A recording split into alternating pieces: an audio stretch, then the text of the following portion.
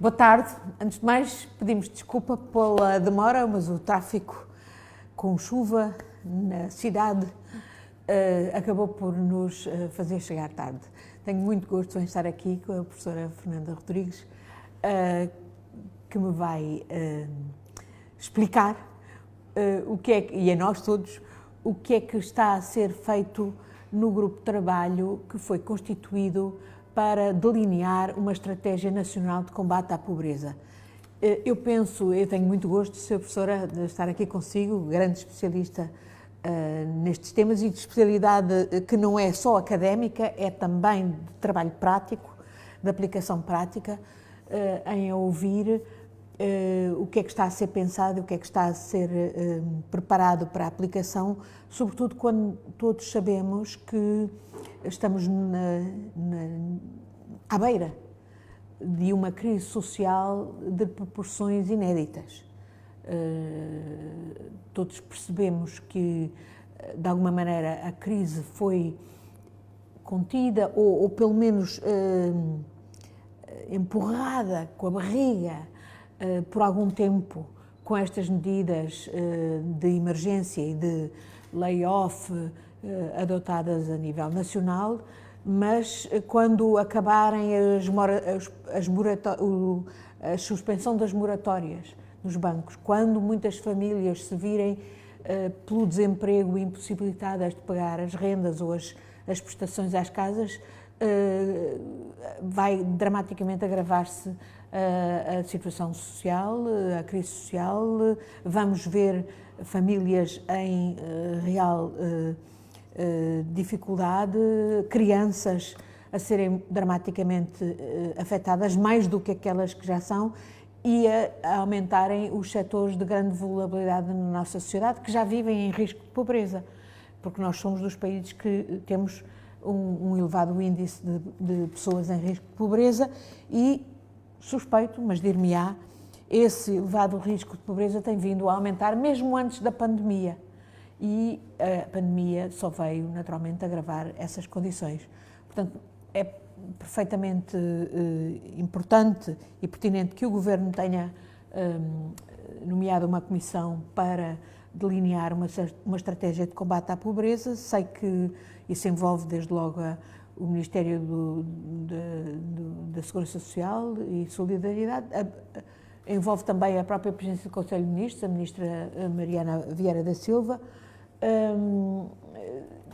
Imagino que seja uma estratégia com um envolvimento multidisciplinar e que envolva os diversos setores do Estado, e não só a nível do poder central, mas também do poder autárquico.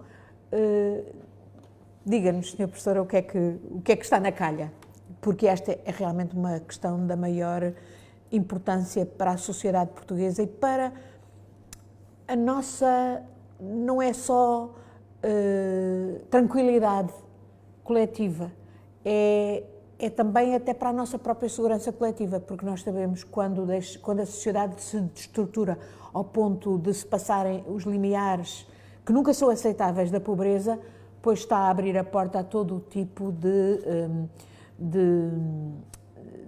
ressentimentos, a todo o tipo de desvios que podem pôr em causa a nossa segurança coletiva. Por isso, Sra. Professora. Eu queria, antes de mais, agradecer o interesse desta candidatura no tema da pobreza. Julgo que não é exatamente um tema de primeira linha em muitas outras candidaturas e, por isso, lhe agradeço a oportunidade de falar sobre isso. E quando pensei que iríamos falar sobre este tema, imaginei que podíamos designá-lo pobreza, tendência não é destino. Isto é, aquilo que hoje se desenha perante nós não é uma fatalidade. É provavelmente produto de um conjunto de escolhas, várias, de modelos de sociedade que, de facto, muitos de nós querem discutir, porque não concordam com elas e pensam que poderiam ser outras as prioridades. E penso que no campo da pobreza isto é muito visível. Isto é, a pobreza é um tradutor muito interessante, muito penoso também, relativamente àquilo que as nossas sociedades criam como problemas sociais. Eu diria, aliás, que a pobreza Não é um problema social, é o problema social. É o problema social, juntamente com a questão das desigualdades, é o problema social. É evidente que nós sabemos que a pobreza tem também, digamos, influência, ou sofre influência de aspectos que são para lá da situação nacional. Isto é, nós sabemos que a questão da globalização veio trazer à pobreza uma visibilidade distinta. É discutível se trouxe mais pobreza ou não. É evidente que há alguns elementos que nos fazem supor que, imaginando a própria desregulação do mercado de trabalho, necessariamente veio traduzir-se em pobreza. Mas julgo que o que nos interessaria agora era localizar-nos mais no contexto nacional. E relativamente ao contexto nacional, eu diria que, de facto, nós temos, num curto espaço de tempo, num espaço, digamos, de 10 anos, podemos ter a evidência do que acontece à pobreza quando mudam as orientações políticas relativamente àquilo que se faz, às transferências sociais e às prioridades que se determinam. E é por isso que considero que algum do trabalho feito neste momento, até com base só nos dados oficiais, e os dados oficiais são o que são, mas são, obviamente, instrumentos de trabalho muito úteis, e temos neste momento a possibilidade de fazer o cotejo entre uma série, bem, desde 2013 até agora. Curiosamente, e deixem-me só este apontamento pequenino, só temos dados oficiais até 2018, o que significa que de 2018 para cá nós temos que nos socorrer de outro tipo de instrumentos de apreciação da pobreza. Quais? Podem perguntar quais. Por exemplo, as instituições que trabalham no terreno estão hoje muito cientes do agravamento da situação que se tem verificado neste curto espaço de tempo. E que foi, de facto, a pandemia foi um acelerador incrível relativamente às condições de pobreza. Está ainda longe de termos o desenho exato do que está a acontecer. E, portanto, mas vamos intuindo que, de facto, o que está a acontecer no mercado de trabalho, o que está a acontecer relativamente à questão da habitação, o que está a acontecer relativamente à própria educação, que está a criar condições muito adversas para vencer este patamar. Isto porquê? Porque, de facto, quando olhamos para o que aconteceu durante o período da austeridade, visivelmente nós vemos que foi possível introduzir alterações que interromperam um ciclo que era um ciclo de ganhos relativamente à pobreza. Isto é, no fundo, os ciclos eleitorais determinam, por vezes, de facto, mudança de políticas com consequências. Os ciclos eleitorais e o que se associa a cada um deles, porque no caso da austeridade, não foi exatamente coincidido com um ciclo eleitoral, mas foi, de facto, uma adversidade imensa. Não sei como é que lhe de chamar, mas a adversidade acho que chega para percebermos o quão nefasto foi para os interesses nacionais e para a questão da pobreza em particular. E reportando exclusivamente aos dados numéricos da pobreza, houve, digamos, um acréscimo de 2 pontos percentuais relativamente à pobreza durante esse tempo. Durante os anos da Troika? Muito, sim. Que é de facto devastador. Devastador por uma circunstância que é conhecida de muitos analistas. É que a regressão no campo das políticas públicas dá-se de um dia para o outro. Mas ganhar de novo o terreno e chegar aos níveis de onde se partiu é mais difícil. Isto é, não sei porquê, é de facto uma coisa que me interpela, porque é que nós somos mais lestos na regressão do que propriamente na progressão em matérias como esta. Bom, mas poderíamos perguntar-nos então, chegados a 2018... É como a história do construir um edifício. Leva sempre mais tempo. Destruir é rápido, exato, mas construir é muito mais moroso. Só que eu, por acaso, acredito que as pessoas têm inteligência, a coisa que os edifícios não têm. E, portanto, eu imaginaria que poderíamos usar já a experiência que temos histórica, de que, efetivamente, a regressão tem sido mais fácil, até porque parece que há depois a necessidade de justificação de porque é que temos que ir para determinado tipo de patamares. Tem inteligência, mas não tem sensibilidade ética e mesmo até de sustentabilidade da democracia, porque se desconsidera o combate à pobreza, obviamente está-se a abalar as condições para a democracia. Essa é uma questão substantiva, doutora Ana. É porque é que ainda hoje, na sociedade portuguesa e em muitas outras, mas na nossa também, nós ainda conseguimos verificar um alto grau de insensibilidade à pobreza. O nosso escritor, o Carlos Oliveira, dizia e falava de Portugal como sendo uma pátria pobre que produzia filhos pobres, o que dá muita ideia da intergeracionalidade da pobreza e de como ela nos acompanha. O Eduardo Lourenço dizia de outra maneira, dizia que nós somos um país e um povo que carrega muita história. E o carregar muita história tem tido esta consequência. Era uma história de filhos pobres. Exatamente. Tem esta consequência de sermos muito agarrados ainda a esta noção de que, bom, Portugal é um país pobre. E há uma certa, digamos, há uma certa conformidade com isso, uma certa complacência como se isto fosse uma fatalidade. E, no entanto, as estratégias de combate à pobreza que estavam a ser eficazes e que foram interrompidas com essa insensibilidade nos tempos de um governo mais troiquista do que a Troika, de facto estavam a dar resultado. Sim, quer dizer, estavam no caminho de ir olhar para as áreas que eram, digamos, mais atingidas pela pobreza. E eu não sei se podemos falar de uma estratégia, porque uma estratégia não é uma coleção de medidas. E isso é a grande dificuldade de uma estratégia, é conseguir construir um conjunto coerente de iniciativas que conversem umas com as outras, que não deixem ninguém para trás e que sejam capazes, de facto, de dar caminho para, inclusive para correções, inclusive para melhorias, inclusive para a alteração das prioridades de onde se parte, não é?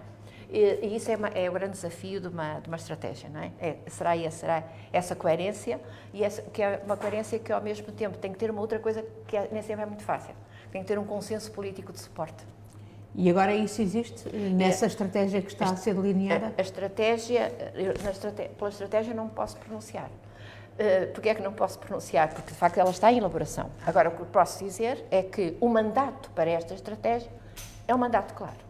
Em primeiro lugar, pretende-se uma estratégia que dê nota da transversalidade do problema, e por isso é que ele deixou de estar exclusivamente articulado com o Ministério do Trabalho, da Solidariedade e da Segurança Social, pese embora digamos, o apoio substantivo que este Ministério teria de dar, mas que de facto tem pés nos vários ministérios. Claro.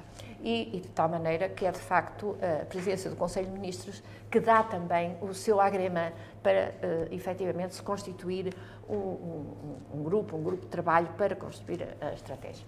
De onde é que parte a estratégia? Em primeiro lugar, parte da leitura o mais atualizada possível, e já referi, a doutora Ana já me ouviu dizer isso, vou repetir, partimos, de facto, de ter, por um lado, elementos dados objetivos trabalhados, mas depois estamos a ter que trabalhar um conjunto de outras coisas que não têm a mesma base. Eu não digo que não tem boa legitimidade, mas não têm a mesma base.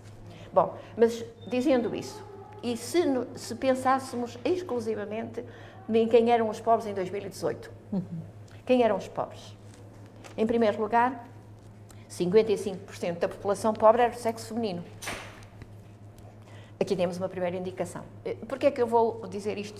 São elementos que foram recolhidos pelo meu colega Carlos Farinha Rodrigues. Porquê é que eu vou dizer isto? Porque, de facto, nós podemos entender que uma estratégia vai buscar a cada uma destas alíneas uma área de investimento e uma área de intervenção.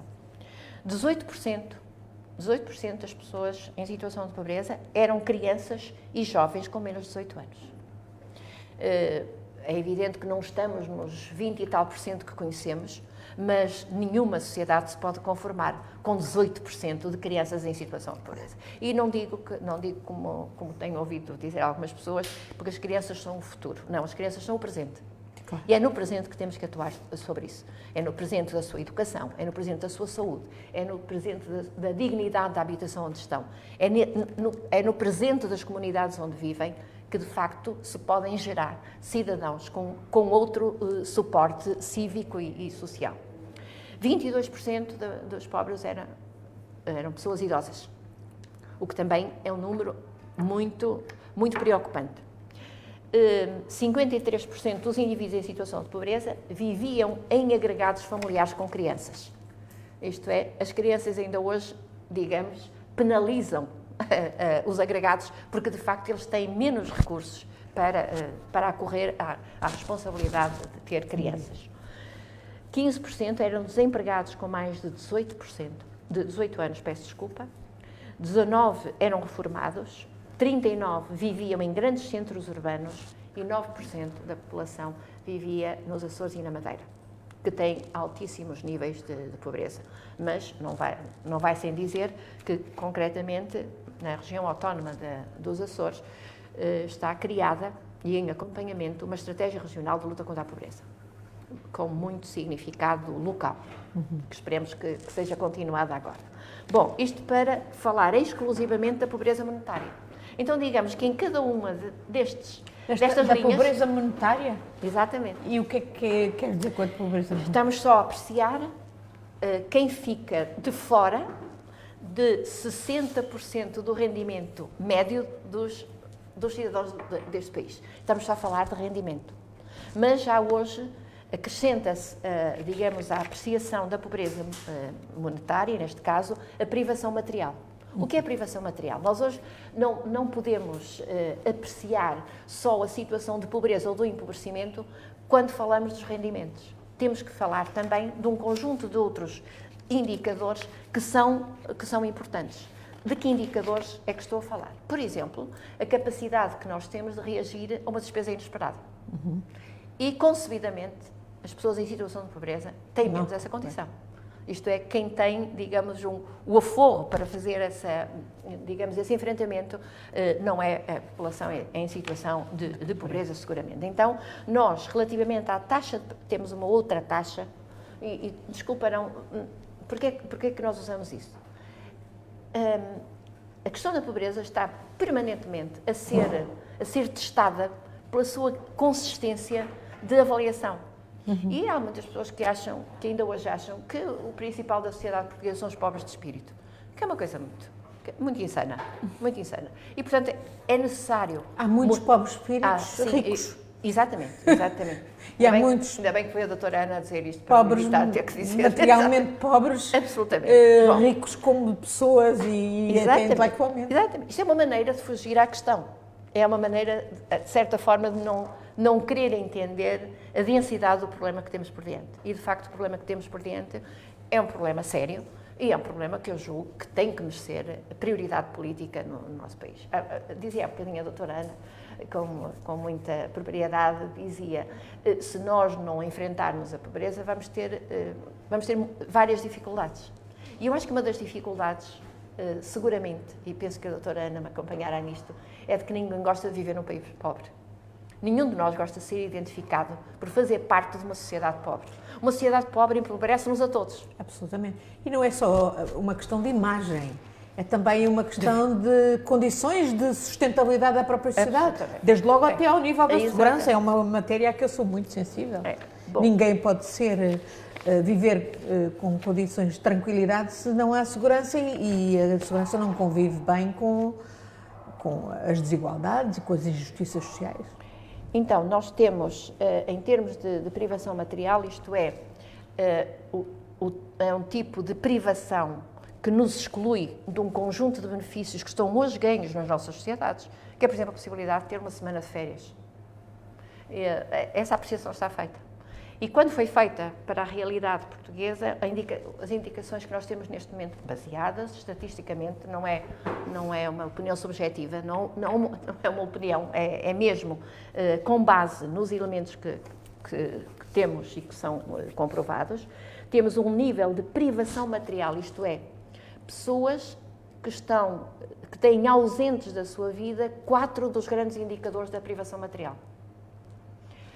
E estamos, digamos, em 15,1%. Isto é, além da pobreza monetária, temos também a privação material, que é a exclusão de benefícios da nossa sociedade para além dos rendimentos. Nenhum de nós constrói a sua vida exclusivamente à volta dos rendimentos. Claro. Há um conjunto de outros requisitos que nós precisamos para a qualidade de vida, para o bem-estar. Não é? Desde logo, por exemplo, a habitação, a qualidade da habitação, a saúde. A qualidade da habitação, se há ou não oportunidade para descanso, se consegue ou não reagir a uma despesa inesperada, que pode acontecer, não é?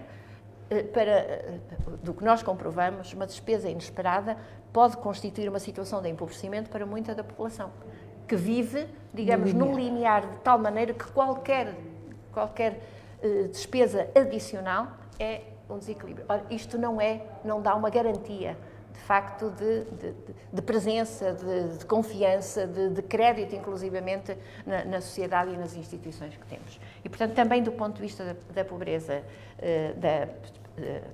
da privação material, temos alguns ganhos para fazer.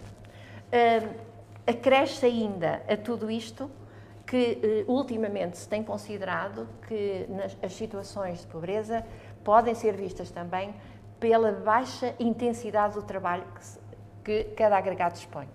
O que é baixa intensidade de trabalho? No fundo, são agregados que, tendo um potencial de trabalho de 100, não esgotam senão 70%. Não por vontade própria, mas por razões que nós conhecemos. A precariedade, subemprego, pronto, uma série de coisas que nos coloca também numa situação, de facto, de grande fragilidade, no caso da situação portuguesa. Isso tem tudo a ver com a desregulação do mercado de trabalho? Exatamente. Num dia em que vemos aí representantes patronais a dizerem que, por exemplo, não podem pagar o salário mínimo que está previsto no Orçamento de Estado, o que é que lhe parece? A discussão do salário mínimo todos os anos me encanta. Porque de facto acaba por ser uma discussão, do meu ponto de vista, muito pouco realista relativamente ao que está em causa, não é? Porque o que está em causa é muito mais do que isso. Porque no mesmo discurso são pessoas que são capazes de dizer, e dizem frequentemente, que só pessoal satisfeito consegue ser pessoal produtivo. E a seguir, na frase seguinte, dizem que não é possível um ganho relativamente circunscrito nos salários. Não, com a perversidade que agora ameaçam, isso vai criar desemprego. Vai criar desemprego, vão fechar empresas e ficamos todos penalizados com isso. Mais uma vez, ficamos todos, não é só quem a situação... É um argumento ad terrorem. Exatamente, e portanto nós ficamos sempre muito, muito preocupados com isso e claro. Bom, isto para lhes dizer que esta é a situação que nós temos diante de nós. Portanto, eu diria que a estratégia vai olhar, em primeiro lugar, para estes aspectos, são aspectos já diagnosticados, mas ao mesmo tempo vai ter que fazer um esforço de olhar para o que aconteceu no entretanto e que nos dá a nota do que é dinâmico relativamente à pobreza. E que, efetivamente, mais uma vez nos vem comprovar que está muito para além das escolhas individuais, como algumas pessoas pensam, pessoas que pensam que a pobreza é fruto de escolhas individuais, não é? Não sei se há 0,01% que possa corresponder a isso, mas não será mais do que isso. Não conheço ninguém que goste de viver em situação de pobreza, ninguém. E a experiência que Portugal tem no tempo em que, de facto, tinha pelo menos algumas medidas de combate à pobreza, é de que justamente as pessoas queriam sair da pobreza. Absolutamente. E se ajudadas, conseguiam sair da pobreza. Aliás, julgo que vale a pena mencionar uma outra coisa em termos do ânimo que nós temos que ter para vencer, de facto, este problema. Penso que não é por acaso que, em termos mundiais, as próprias Nações Unidas consideram que, dentro dos objetivos para o desenvolvimento sustentável, o primeiro é a erradicação da pobreza. Eles vão mais longe do que nós. Claro. Eles falam da erradicação. Claro. E a erradicação, obviamente, é dar um passo no sentido de, como a própria palavra indica, ir à raiz do problema, ser capaz de olhar para as causas e não apenas para os efeitos da pobreza. E isto é uma outra preocupação que uma estratégia tem que ter. Isto é, tem que ser adequada relativamente às situações já criadas. Eu não posso dizer a alguém, espera um bocadinho, está com dificuldades de alimentação, espera um bocadinho, nós estamos a construir uma estratégia. Não pode ser. Isto é, há um conjunto de medidas que são emergenciais, ponto. Não é? Mas, ao mesmo tempo que faz isso, tem de olhar também para qual é a raiz dos problemas, para ser capaz de atuar nessa raiz. E, simultaneamente, atuar não só no espaço de tempo que nós somos capazes de ver mais imediatamente, uma legislatura, digamos, mas a mais longo prazo. O que poderia vir a permitir que nós tivéssemos alguma estabilidade, digamos, naquilo que nós temos considerado ainda internamente na concepção da estratégia como um desígnio nacional. E não acha que então, para ter também essa visão de longo prazo e essa capacidade de aplicação de longo prazo, é muito importante não ficar apenas por medidas que sejam tomadas a nível do Poder Central, mas integrar, por exemplo, o poder local, porque no fundo é o poder local que está mais perto das populações e que tem mais capacidade de direcionar os apoios, desde logo os de emergência, os que não são adiáveis e os outros de longo prazo. Estou absolutamente de acordo. Delinear aquilo que vai ser a forma de implementação desta estratégia é também um enorme desafio. É um enorme desafio, não partimos do nada, sabemos qual é o resultado já hoje de iniciativas que foram capazes de tomar forma no terreno, não é? Junto às pessoas, com o apoio das autarquias. As autarquias são muito diversas, mas mesmo assim são absolutamente indispensáveis neste combate. Está-se a ver? Completamente. E, agora, portanto, na pandemia, que seria de nós se as autarquias não estivessem capacitadas de chegar às pessoas. E quem diz isso diz também toda a rede de instituições de solidariedade social. Claro. Mais uma vez, com uma grande diversidade, mas com uma presença muito forte e com uma presença que pode ser potenciada, porque eu penso que a maior parte delas conhece situações em concreto para onde a estratégia se tem que dirigir. Claro. Não é? A vida das pessoas, não só a estatística, mas a vida, o que é concreto na vida dessas pessoas. Portanto, de facto, uma estratégia como esta exige que se criem núcleos de apoio, de suporte, de ânimo, porque há muito para fazer do ponto de vista da sensibilização para isto. Não é? Quando se começar a discutir qual é o valor dos recursos que uma estratégia como esta vai implicar, nós vamos ter aqui uma conversa que às vezes é uma conversa um bocadinho difícil. Porquê tanto dinheiro? Mas não podia ser... Isto é, fica aqui uma conversa muito complicada e que é bom poder dispor das pessoas que conhecem as situações em concreto e que sabem o quanto ainda falta para muitas delas terem a vida, terem o espaço de vida, o espaço onde vivem, adequado às suas circunstâncias.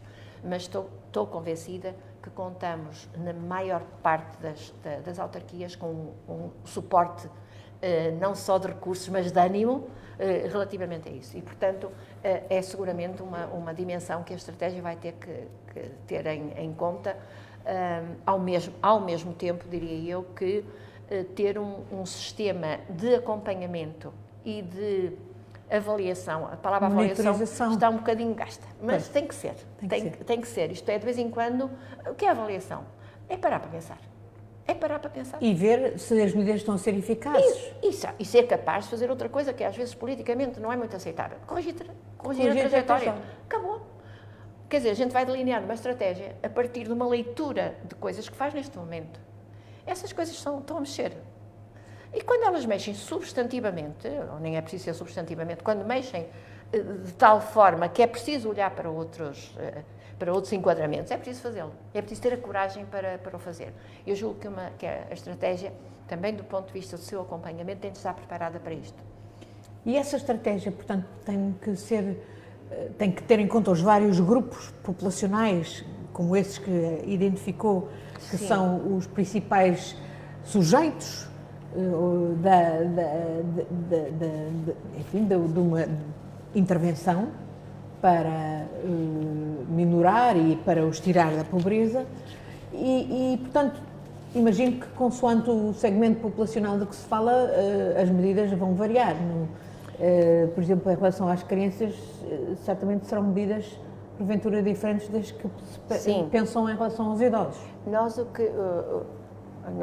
como digo, não está fechado, mas é fácil imaginar que uma estratégia deste tipo, que tem simultaneamente a intenção de focar determinados aspectos, mas ao mesmo tempo ser transversal, tem que ter, digamos, um conjunto de iniciativas que se dirijam especificamente à particularidade daquele problema. Imaginemos a pobreza das crianças, não é? Mas ao mesmo tempo que cuidem do que é o contexto geral que é preciso para que essas medidas tenham bom êxito. Portanto, a integração delas na família, as condições da família. Exatamente, das próprias condições de saúde.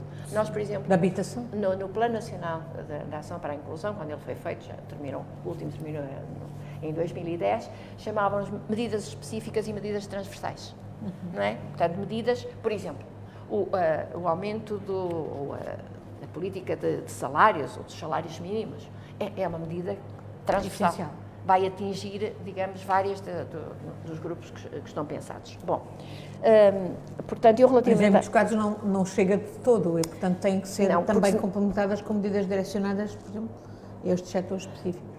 Uma das grandes curiosidades, perplexidades e, ao mesmo tempo, desafios é quando olhamos para estes números de quem é a população pobre, vemos que um dos eixos que, digamos, nas nossas sociedades foi apontado como sendo aquele que mais nos garantia autonomia, que era o trabalho. É o próprio trabalho neste momento que está a E ser quando vemos que fator são de 55 empobrecimento. são mulheres, Exatamente. e para elas, sem dúvida, que a questão do salário mínimo faz muita A desigualdade diferença. salarial É intolerável. é conhecida e, portanto, obviamente que este é também um problema. Portanto, quando nós construímos as nossas sociedades, supondo que o trabalho iria ser o grande suporte, de facto não podemos conformar-nos com trabalhadores pobres, nem com reformados pobres.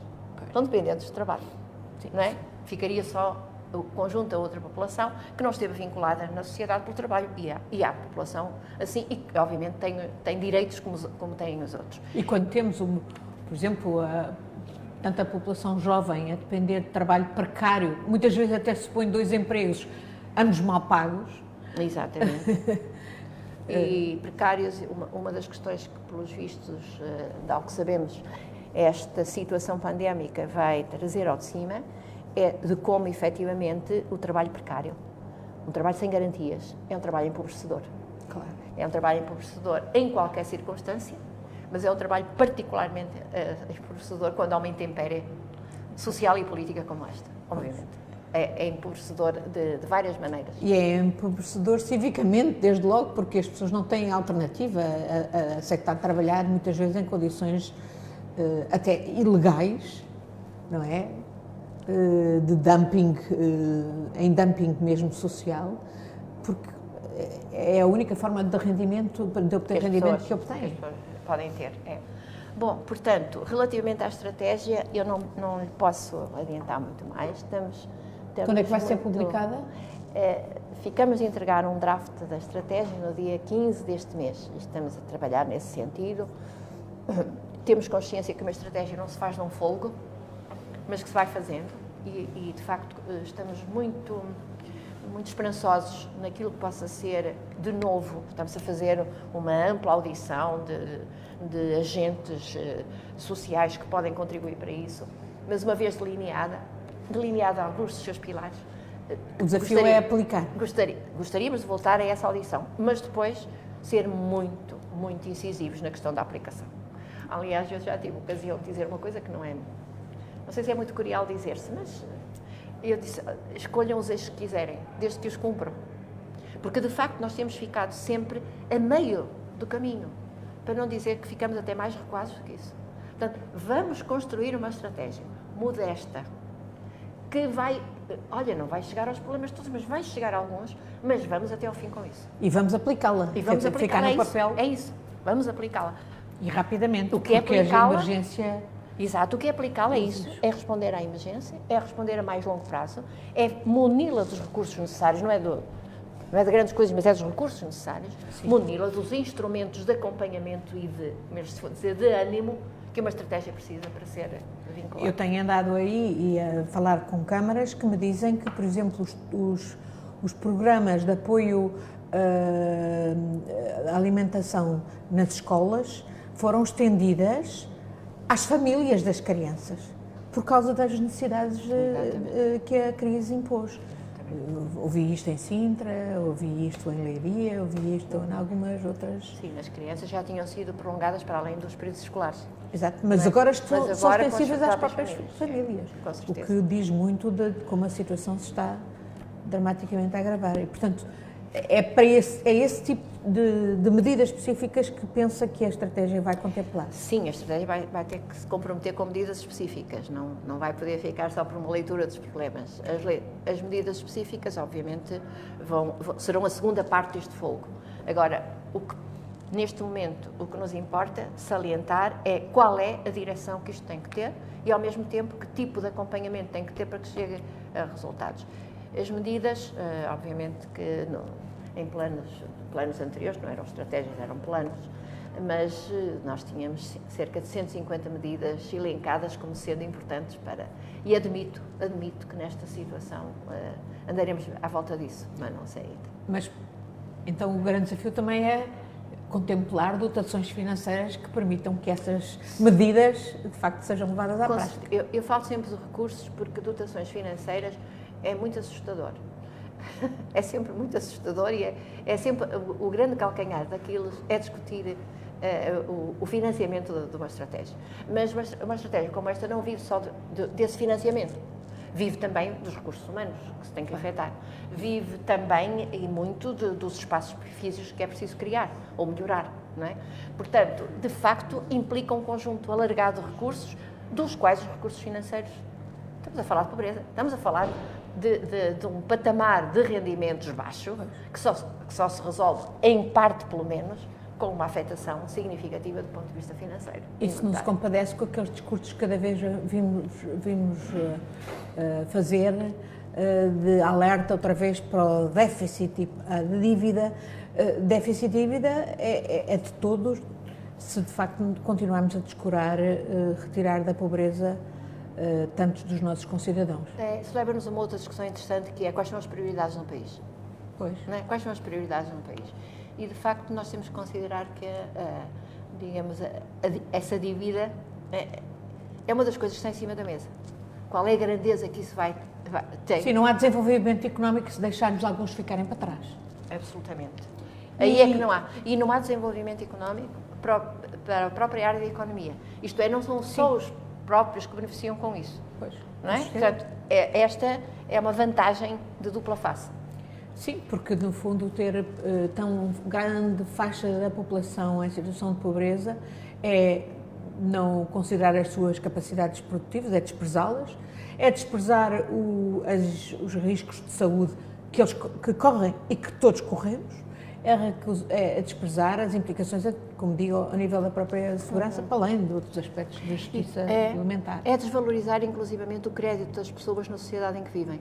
Isso é muito preocupante. Exato. É muito preocupante. E como é que os membros da Comissão estão a encarar o discurso contra a subsidiodependência, entre aspas, que vemos forças de extrema-direita fazer oportunisticamente, mas infelizmente também contagiar o discurso de hoje de forças, digamos, do espectro democrático de uma forma muito perigosa? A subsidiodependência, eu não lhe posso falar pela Comissão da Estratégia, mas falo pela minha.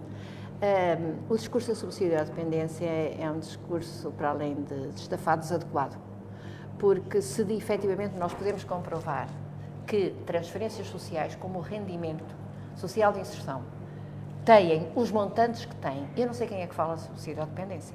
Eu não sei quem são fala. Montantes baixíssimos. Eu não digo que são irrisórios, porque de facto muitos deles conseguiram tirar as pessoas da situação de severidade de pobreza para um outro patamar de pobreza. Não é? E, portanto, só um investimento de novo no acesso a bens e serviços, de novo no acesso à participação em tudo que são os benefícios da nossa sociedade, pode puxar essas pessoas de maneira diferente. Para mim, isso é um discurso economicista. Não é? É para alguém que não consegue ver numa atribuição monetária mais do que o valor que ela tem. E ela tem mais valor do que isso. E, portanto, falar da subsidiodependência, do meu ponto de vista, é um mito urbano, ou se calhar outro. Mas o RSI é o tipo de medida, uma das medidas que se insere numa estratégia de combate à pobreza e que, se calhar, precisa justamente ser reforçada. Desde logo alargado, infelizmente. Sim, todas as prestações sociais, transferências sociais destinadas à população fora da área do trabalho, seguramente estão muito na mira, mesmo com o complemento solidário para idosos. Todas estas medidas são medidas substantivas para puxar as pessoas da situação em que estão para uma outra mais interessante e melhor civicamente. E, portanto, seguramente que uma das coisas para as quais se vai olhar é para onde chegam, ou se quisermos dizer de outra maneira, onde ficam essas medidas e onde é que elas poderiam chegar. Até porque nós sabemos que o RSI quando é atribuído, existem determinadas contrapartidas, digamos, até de comportamentos socializantes, por exemplo, em relação às crianças, que quem recebe o RSI tenha as crianças na escola. Sim, e essa é uma condição sine qua non. Uma das coisas que o RSI, julgo eu, que tem que ganhar é também no seu investimento na inserção das pessoas.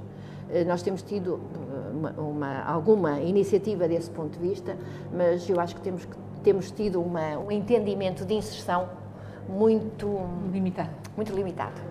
E que, de facto, mesmo, por exemplo, quando se considera que uma pessoa que tem um rendimento social de inserção, então, pronto, já não precisa de um trabalho, pode ir para uma coisa que se chama atividades socialmente úteis. E com isso a pessoa faz uma atividade que é socialmente útil e é útil de várias outras maneiras, tem um rendimento social de inserção e não tem um salário mínimo.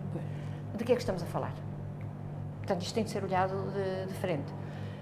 Eu entendo que quando se instituem coisas como esta, a gente não vai de imediato conseguir o cume daquilo que se alcança, mas que temos tempo suficiente.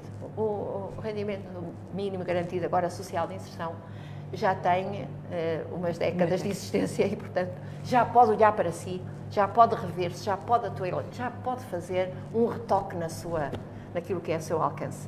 E acho que vai fazer. E, indubitavelmente, fez a diferença na nossa sociedade. Absolutamente. E pode fazer mais. Comprovadamente diminuiu a severidade da pobreza. Não a venceu. Infelizmente não a venceu, mas retribuiu a severidade. É muito interessante, doutora Ana, ouvir pessoas beneficiárias do rendimento social de inserção falar do que é a sua diferença de vida e de como a diferença de vida de algumas dessas pessoas é considerada tão insignificante por muitos. Exatamente. Eu agradeço-lhe muito, Sra. Professora Fernanda Rodrigues, por esta interessantíssima conversa que temos que continuar. Claro que sim. Porque, para mim, desde logo como candidata, mas sendo eleita Presidente da República, esta tem que ser a prioridade. Tem que ser a prioridade para a nossa sociedade. Não há sociedade que se respeite, continue a conviver com tão elevado nível dos nossos concidadãos e concidadãs, e a maior parte, como sabemos, são de facto mulheres, nesta situação de exclusão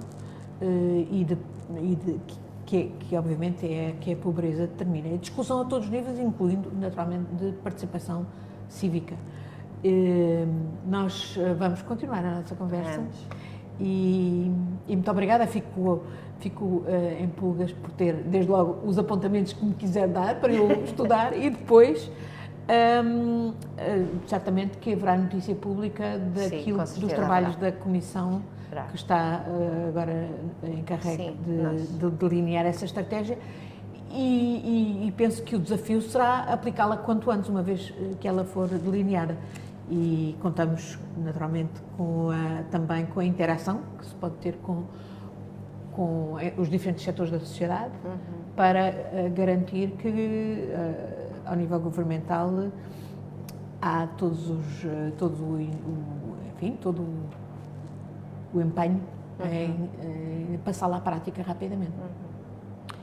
Agradeço muito. Muito obrigada. Fico disponível para todas as conversas. Muito obrigada. Muito obrigada. E vamos deitar o hospital. Agora, que já não é o hospital, mas justamente centro de apoio a sem-abrigos aqui no Porto. Já está desligada, já.